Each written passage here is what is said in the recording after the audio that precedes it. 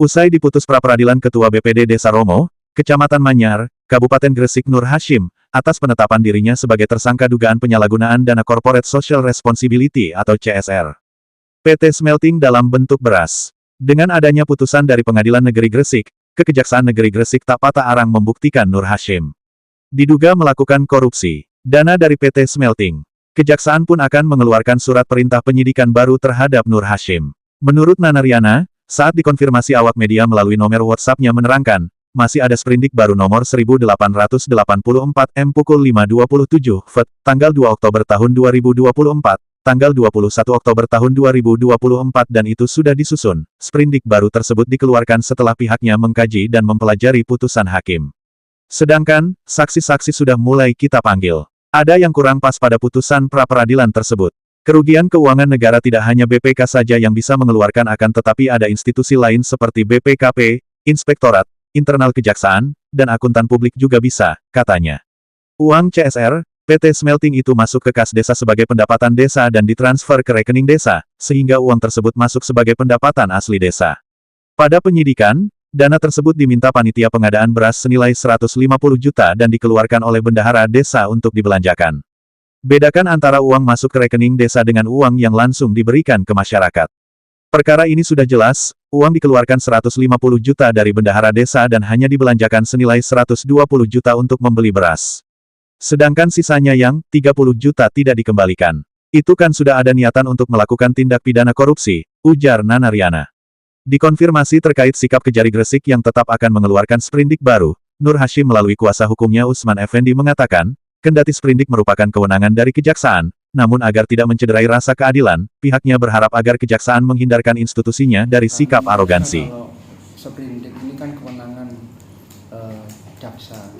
Kita hanya meminta harapan kita untuk menghindari sikap arogansinya dan agar jangan cederai rasa keadilan masyarakat. Agar KUHP ini benar-benar dijalankan, criminal justice system due prosesnya benar-benar dijalankan. Pada saat pemanggilan dalam bentuk klarifikasi, penyelidikan, penyidikan semuanya harus benar-benar sesuai prosedur KUHP. Seperti itu. Ini konteks rehabilitasi belum dipenuhi, tapi di sana dengan kewenangannya, nah ini akan mengeluarkan sprindik baru. Nah inilah kita sebagai masyarakat penegak hukum ini dalam hal ini advokat ini tersentuh dengan hal seperti itu. Ya.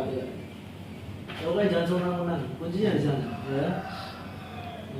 Judulnya jadi semangatnya bukan penegakan hukum, kalau saya rasa semangatnya adalah mencari-cari kesalahan. Nah gitu. Bukan mencari kebenaran, tapi mencari-cari kesalahan. Semangatnya di sana. Dan tidak ada jeda waktu Pak, langsung ya Pak ya? Ya langsung. Oh, kan langsung tanggal 21 juga. Menurut pemberitaan loh ini. Iya. Itu loh. Menurut pemberitaan kalau nggak benar ya tanyakan itu wartawannya. Kan gitu. Tanggal 21 dikeluarkan sprindik baru pada tanggal 21 itu putusan.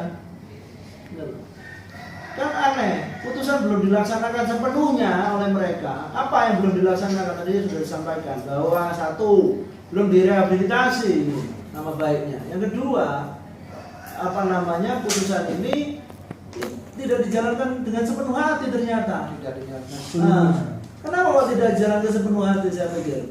Karena apa? Surat perintah penyidikan ini, penyidikan terhadap pemohon dalam hal ini Nur Hashim itu kan harus dihentikan.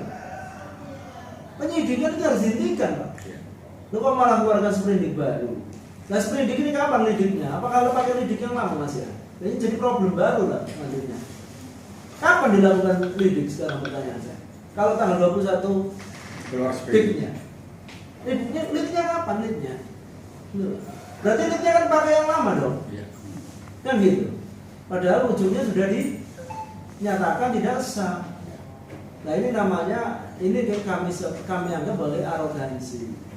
Mereka punya kewenangan tapi tidak boleh sewenang-wenang. Intinya itu, ya. Jadi kita harus berani lawan kalau ini nggak benar. Jadi semangatnya yang dicari harusnya nyari kebenaran, menegakkan keadilan, bukan mencari-cari kesalahan. Apalagi terkesan nih target seseorang. Dalam hal ini ya kami. Ya, itu teman-teman. Berikutnya masalah tadi penahanan juga prosesnya lama sampai malam.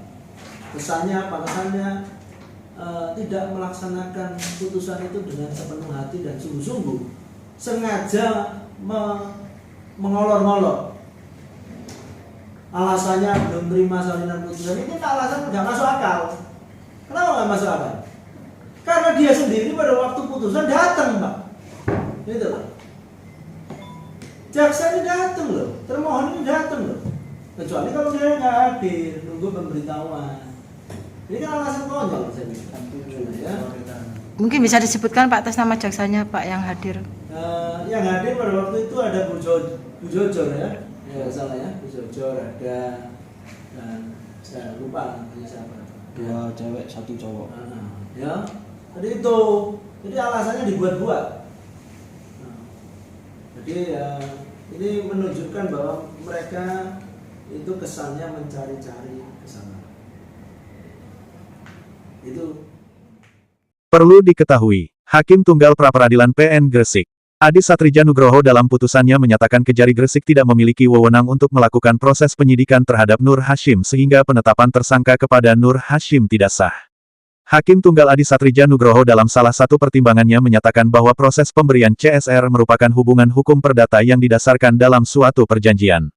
Sedangkan pihak Kejari menjerat Nur Hasyim dengan Undang-Undang Pemberantasan Tindak Pidana Korupsi. Memerintahkan termohon Kejari Gresik untuk menghentikan pemeriksaan dan penyidikan atas diri pemohon, kata Adi. Hakim juga memutuskan bahwa Nur Hasyim berhak bebas dari rumah tahanan, rutan kelas 2B Gresik setelah mendekam di sel tahanan sejak tanggal 26 September tahun 2024 lalu. Pasca ditetapkan sebagai tersangka oleh Kejari Gresik. Kami juga memerintahkan termohon untuk memulihkan nama baik pemohon, ungkap Hakim Tunggal Adi. Sedangkan pihak Kejari menjerat Nur Hasyim dengan Undang-Undang Pemberantasan Tindak Pidana Korupsi. Memerintahkan termohon Kejari Gresik untuk menghentikan pemeriksaan dan penyidikan atas diri pemohon, pungkah Hakim Tunggal Pra-Peradilan Adi Satrija Nugroho. Dari Surabaya Rahayu mewartakan.